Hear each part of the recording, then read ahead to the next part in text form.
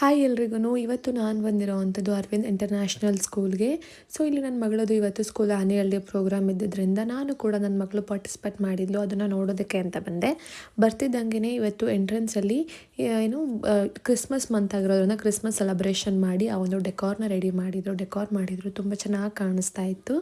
ಅಲ್ಲಿ ಬಂದಿದ್ದಂಥ ಮಕ್ಕಳೆಲ್ಲರೂ ಕೂಡ ಹೋಗಿ ಫೋಟೋ ತೊಗೊಳ್ಳೋದು, ಅದನ್ನು ನೋಡಿ ಆ ವೈಬ್ನ ಎಂಜಾಯ್ ಮಾಡ್ತಾಯಿದ್ರು ಅಂತ ಹೇಳ್ಬೋದು. ಸೊ ಅದಾದಮೇಲೆ ಒಳಗಡೆ ಹೋದ್ವಿ. ಈ ಸ್ಕೂಲ್ ಆಡಿಟೋರಿಯಮಲ್ಲೇ ಪ್ರೋಗ್ರಾಮ್ನ ಆರ್ಗನೈಸ್ ಮಾಡಿದರು.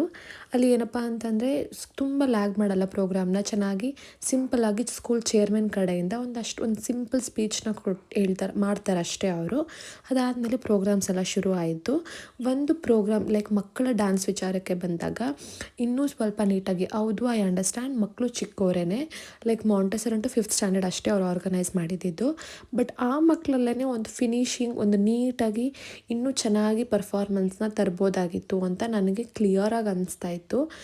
ಏನಪ್ಪ ಅಂದರೆ ಇವತ್ತು ಪೇರೆಂಟ್ಸು ಒಂದಿಷ್ಟು ಅಮೌಂಟ್ನ ನಿಮಗೆ ಕೊಟ್ಟಿರ್ತಾರೆ, ಮಕ್ಕಳ ಒಂದು ಒಳ್ಳೆ ಡ್ಯಾನ್ಸ್ ಏನಿರುತ್ತೆ ಅವ್ರ ಟ್ಯಾಲೆಂಟ್ನ ಆಚೆ ತರೋದಕ್ಕೆ, ಅದು ಮೇಯ್ನಾಗಿ ನಿಮ್ಮ ಸ್ಕೂಲ್ ಪ್ರೋಗ್ರಾಮ್ ಅನ್ನೋದಕ್ಕಿಂತ.